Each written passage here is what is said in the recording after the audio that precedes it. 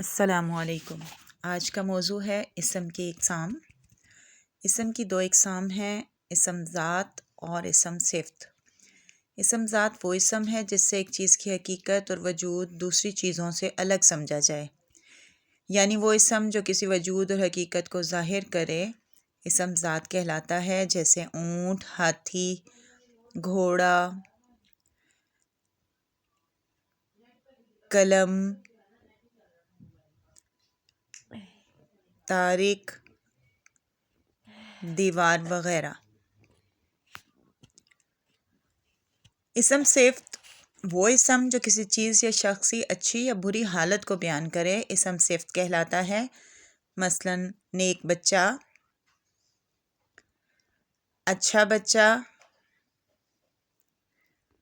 برا کام، خوبصورت پھول، اونچا قد وغیرہ۔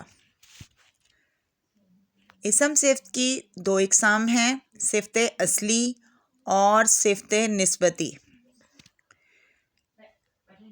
صفت اصلی وہ اسم ہے جو زبان میں شروع سے کسی کی اچھائی یا برائی بیان کرنے کے لیے استعمال کیا جائے، جیسے اچھا، برا، نیک، بد، تیز اور سست۔ اب صفت اصلی کے 3 درجے ہیں، صفت نفسی، صفت بعض اور صفت کل۔ صفت نفسی وہ اسم صفت ہے جس سے کسی کی حالت کسی دوسرے اسم سے بغیر مقابلے کے ظاہر کی جائے، جیسے اچھا، برا، اونچا، نیچا وغیرہ۔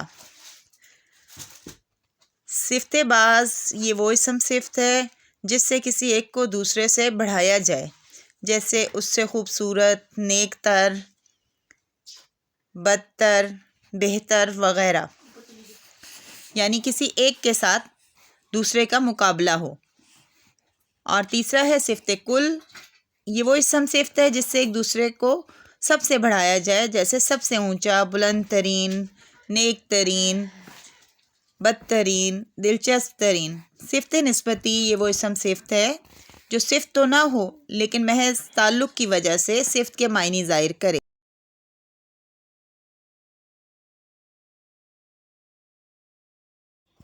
جیسے لاہوری نمک، عربی آدمی، کسوری میتھی، کشمیری چائے، سندھی بریانی۔ ان مثالوں میں لاہوری کا لفظ لاہور سے، عربی کا لفظ عرب سے، کسوری کا لفظ کسور سے، کشمیری کا لفظ کشمیر سے اور سندھی کا لفظ سندھ سے تعلق ظاہر کرنے کی وجہ سے صفت نسبتی کہلاتے ہیں۔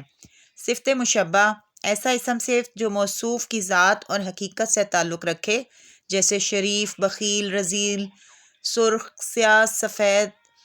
یہ صفت موصوف کی ذات میں مستقل رہتی ہے، اسے صفت ذاتی بھی کہتے ہیں۔ اسم کی اقسام بلحاظ معنی، استعمال کے لحاظ سے اسم کی 2 اقسام ہیں، اسم نکرہ اور اسم معرفہ۔ اسم نکرہ وہ اسم ہے جو کسی عام چیز، جگہ یا شخص کے نام کو ظاہر کرے، اسے اسم نکرہ یا اسم عام کہتے ہیں، مثلا شہر، کتاب، آدمی، گھوڑا وغیرہ۔ اسم معرفہ وہ اسم ہے جو کسی خاص چیز، جگہ یا شخص کے نام کو ظاہر کرے، اسے اسم معرفہ یا اسم خاص کہتے ہیں، مثلا لاہور، اسلم، قرآن مجید، کوہ قراقرم وغیرہ۔